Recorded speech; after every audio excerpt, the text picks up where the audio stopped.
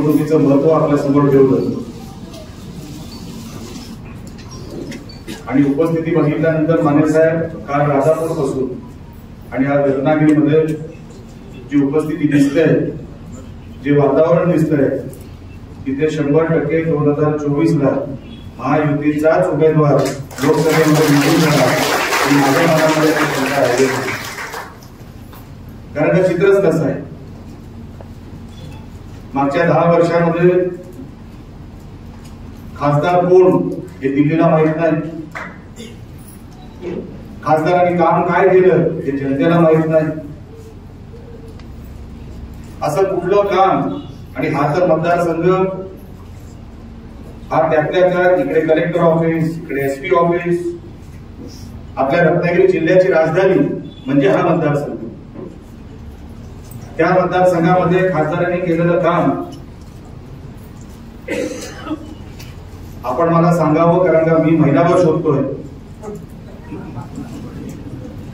मी एक वेगळी team, research team ठेवली आहे साहेब, की आम्हाला खासदारांचं काम आम्हाला कोणीतरी शोधून दाखवावं. त्यांनी शोधून दाखवलं, त्यांना बक्षीस आहे, त्यांना बक्षीस आहे. आपल्याकडे असेल अलिम्या साहेब तर आपण मला द्यावं, आपल्याकडे सगळी माहिती असते आहे ना. त्यांच्याकडे साहेब कुठली कुठली लिस्ट आहे अजून आपल्याला निवडणुका झाल्या, आपल्याही निवडणुका झाल्या.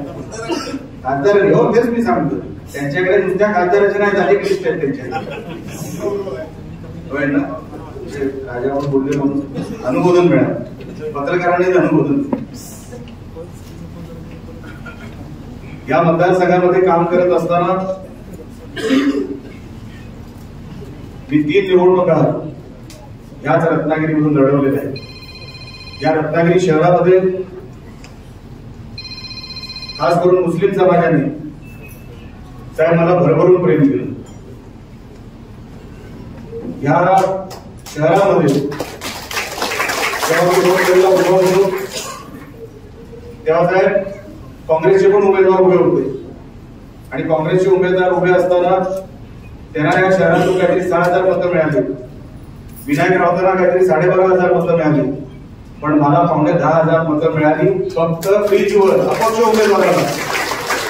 निर्गलवाडा आणि तो सगळा परिसर मुस्लिम समाजाचा असा मागे उभा राहिला. काँग्रेसचा उमेदवार असून सुद्धा मला भरभरून मतं मिळाली. त्या मुस्लिम समाजाचं आपल्यावर प्रेम आहे, खरोखरच प्रेम आहे.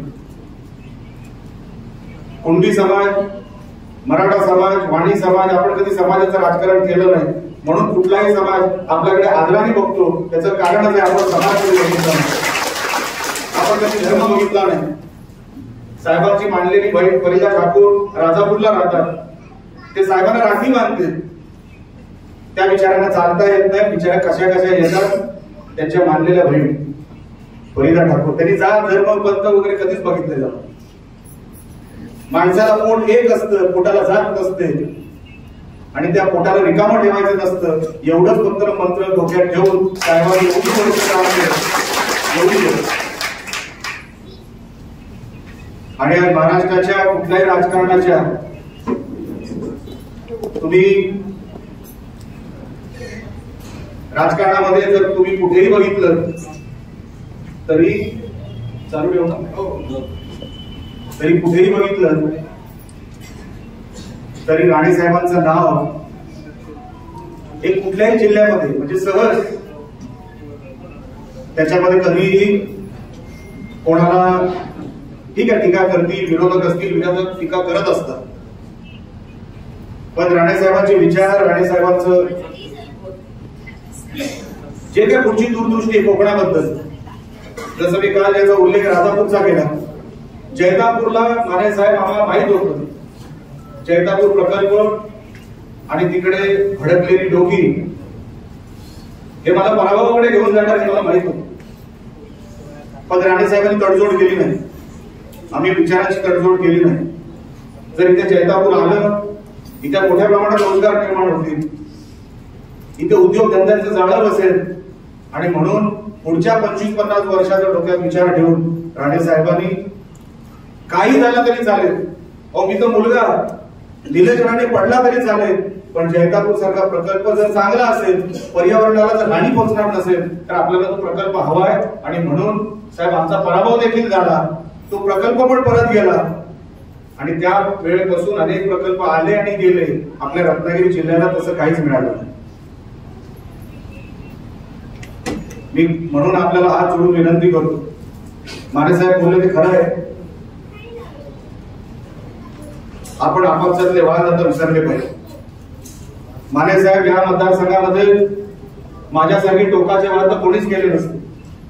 मी 2019 ला जेव्हा उभा होतो तेव्हा तर माझ्याबरोबर एवढं सैन्य पण नव्हतं, पण आम्ही टोकाचे वाद केले. समोर कोण आहे, कोणाची सत्ता आहे, काहीच बघितलं नाही.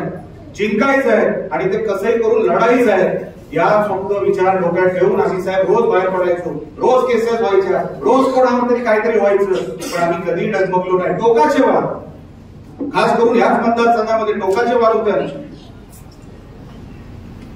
पण आज परिस्थिती काय? आज देवेंद्र फडणवीस साहेबांनी, सन्माननीय राणे साहेबांनी दोन्ही बाजूची समजूत काढून की नाही, आपल्याला मोदी साहेबांना जिंकवायचंय, आपल्यासाठी मोदी साहेब महत्वाचे आहेत. मोदी साहेब जिंकले तर हा देश वाचणार आहे. आणि त्या भावनेमुळे दोन्ही बाजूला साहेब तलवारी मयान झाली. दोन्ही बाजू सांगण्यासारखं भरपूर काय, पण इतिहासात जाऊन कोणाला वर्तमान घडवता येत नाही खऱ्या अर्थाने.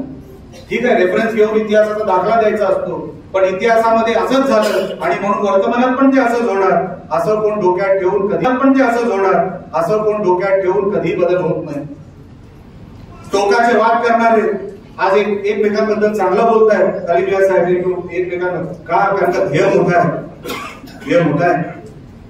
तिकीट कोणाला मिळावी, कोण मिळवणार आहे साहेब, हा विषय नंतरचा आहे. पण एकमेकांचे संबंध न बिघडता आपल्याला ही लोकसभा मतदारसंघ आणि खास करून हा विधानसभा, जिथे मला असं वाटतं उदयजींना काहीतरी 90-95 मतं मिळाली होती मागच्या वेळेला. माने साहेब आपण इथे काम करतात अनेक वर्षापासून, राजेश सावंत आहेत, कवडेकर साहेब आहेत, अनेक आपली फौज इकडे आहे. जर आपण सगळ्यांनी ठरवलं, त्या बाजूनी ठरवलं, मित्र पक्षाने ठरवलं, तर साहेब समोरच्या माणसाला 10,000 मतं पण या विधानसभेतून मिळणार नाही. 10,000 ही परिस्थिती आहे साहेब, ही परिस्थिती आहे. मला माहिती आहे माने साहेब आपल्या मनामध्ये अनेक वर्षांपासून खंत आहे. साहेब आपलाही पराभव झाला, निलेश राणे तुमच्या समोर उभा आहे, निलेश राणेचा 2 वेळा पराभव झाला. 2019 ची निवडणूक मला माहितच होतं की मी पडणार आहे, पण साहेबांनी सांगितलं निलेश लढायचं आहे तर 100% जिथे राणे साहेब बोलले तिथे निलेश राणे उभा राहतो. जिंकणार का माहित नाही, पण लढायला तयार असतो आणि तसंच माझं सैन्य तयार होतं. म्हणून साहेब येणारा काळ, येणारे दिवस हे माने आणि राणेंचे नाही, लक्षात ठेवा.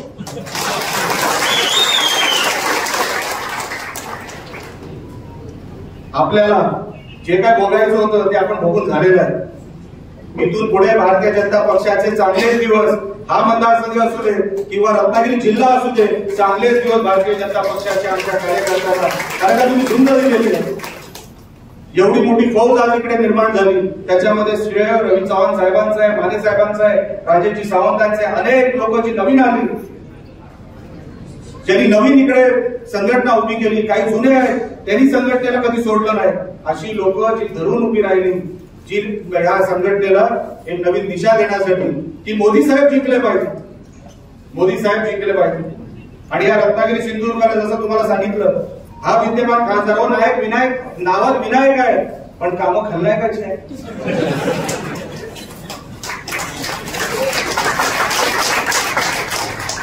आम्हाला वाटलं काहीतरी चांगलं करेल विनायक,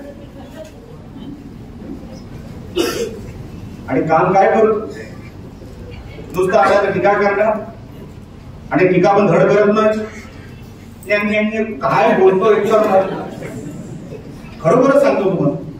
अहो त्या सभागृहामध्ये 543 खासदार, 543 खासदारांचा तो पार्लिमेंट, ते सभागृह, त्या 543 खासदारांमध्ये आपल्या रत्नागिरी सिंधुदुर्गाचे एक खासदार, त्यांनी वजनच जर पाडलं नाही.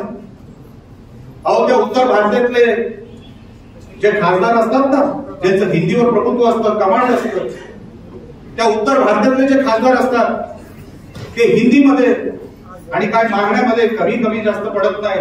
तिकडचा असं सांगतात, आम्ही जेव्हा सभागृहामध्ये होतो की सांगतात माने साहेब की जर उत्तर भारतातला एक जरी खासदारांनी ठरवलं की आज मला सभागृह बंद करायचं आहे, वेलमध्ये जातो, सभागृह बंद करायची ताकद त्याच्यामध्ये असते.